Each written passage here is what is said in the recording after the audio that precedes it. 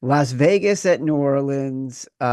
Before the Saints game yesterday, there's a big pro Joe split on this game with the public backing the Saints, the pros backing the Raiders.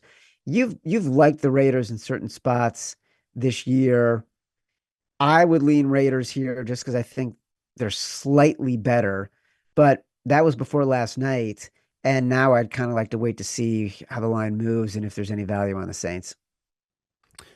Yeah, I was shocked. I thought we were gonna wake up today and this line would be, Saints +3, plus two and a Yeah, I'm half. shocked that it's not.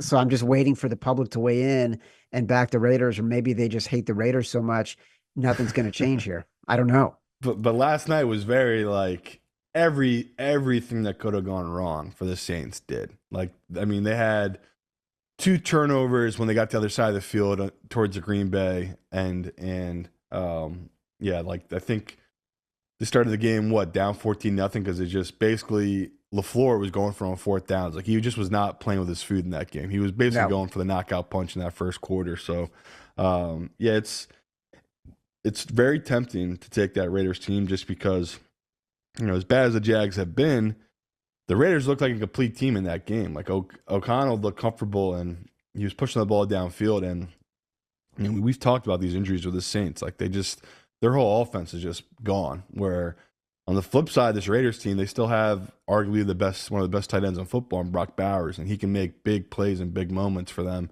And that's been the key for them these last couple of weeks, this Raiders team. So yeah, it's a game I don't mind avoiding. I'm so glad we're able to bet some of these Saturday games as well in our Yeah. contest, because I initially thought, oh my God, we're either gonna have Tennessee or the Saints in our contest, and hopefully we can avoid both those teams. We probably know we should take one of them. It's very tempting, but it's just I'm not in a rush. Like I just said, this is another game that I can see the number flipping just because the public coming in so heavy on this Raiders team. Well, the good news is I really love the Titans, so we can talk about that. Oh Uh, God, but this does feel like the exact spot to back the Saints, right? And I yeah. bet every trend when we look at it on Thursday, I'll leave this in so we can talk about it on Thursday. Evan will tell us probably in his column that comes out this week that you back the team that just got blown out in prime time by 34 points Mm. when they're going home.